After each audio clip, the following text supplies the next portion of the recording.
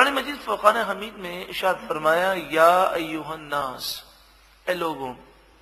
مفسرین فرماتے ہیں کہ اس سے پہلے مومنین کا ذکر ہے، پھر کافروں کا ذکر ہے، پھر منافقوں کا ذکر ہے۔ 5 آیتیں مومنوں کے بارے میں ہیں، اس کے بعد 2 آیتیں کافروں کے بارے میں ہیں، اور پھر 13 آیتیں منافقوں کے بارے میں ہیں۔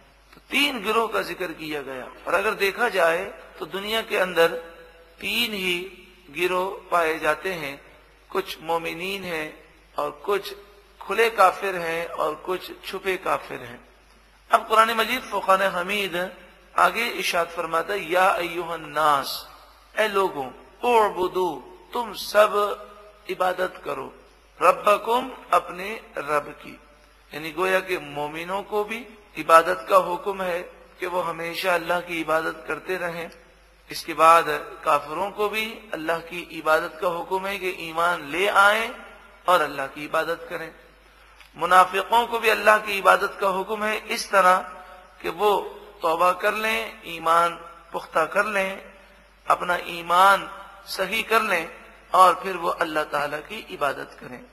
اے لوگوں، عبادت کرو، ربکم، اپنے رب کی، الذی خلقکم، وہ رب جس نے تمہیں پیدا کیا، والذین من قبلکم، اور تم سے پہلوں کو پیدا کیا۔ کتنا پیارا انداز ہے کہ عبادت کرو۔ اگر وہ رب نے کوئی احسان نہ بھی کیا ہوتا تب بھی عبادت اسی کی کرنی چاہیے، مگر یہاں فرمایا جا رہا ہے کہ اس رب نے تم پر اتنے احسانات کیے کہ ہر لمحے کروڑ ہا کروڑ نعمتوں میں تم پل رہے ہو۔ کبھی ہم نے غور کیا کہ سر سے لے کر پاؤں تک ہمارا جو نظام ہے، اس نظام میں اللہ تعالیٰ کی کروڑ ہاں نعمتیں ہیں۔ شیخ سعدی علیہ رحمہ فرماتے ہیں سانس اندر جاتا ہے یہ اللہ کی نعمت ہے، سانس باہر نکلتا ہے یہ اللہ کی نعمت ہے، سانس اندر نہ جائے تو انسان ہلاک ہو جائے، سانس اگر باہر نہ نکلے تو انسان ہلاک ہو جائے۔ تو فرمائے شیخ سعدی علیہ رحمہ فرماتے ہیں اگر تو ساری زندگی اللہ کا شکر الحمدللہ پڑھتا بھی رہے، جب تو ایک دفعہ کہے گا یا اللہ تیرا شکر ہے تو 2 مرتبہ تیرا سانس اندر آ کر باہر نکل چکا ہوگا، یعنی ایک دفعہ اندر آنے کی نعمت، ایک دفعہ باہر نکلنے کی نعمت۔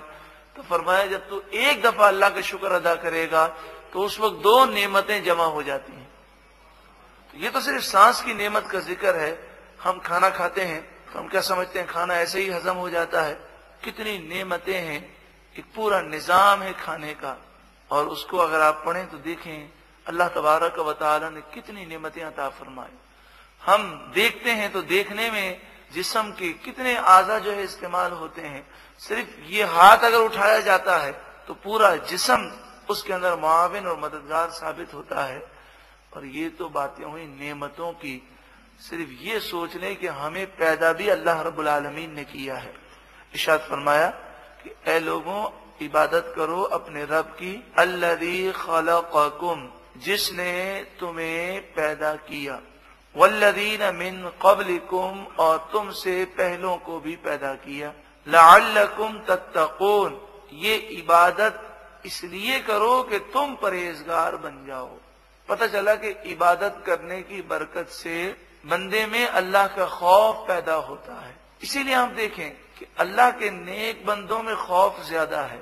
صحابہ کرام کے واقعات دیکھیں، اولیاء کرام کے واقعات دیکھیں تو ان میں اللہ تعالیٰ کا خوف زیادہ ہمیں محسوس ہوتا ہے، اور جتنا انسان گناہوں میں پڑا ہوا ہے اتنا ہی وہ بے خوف اور نڈر ہوتا ہے۔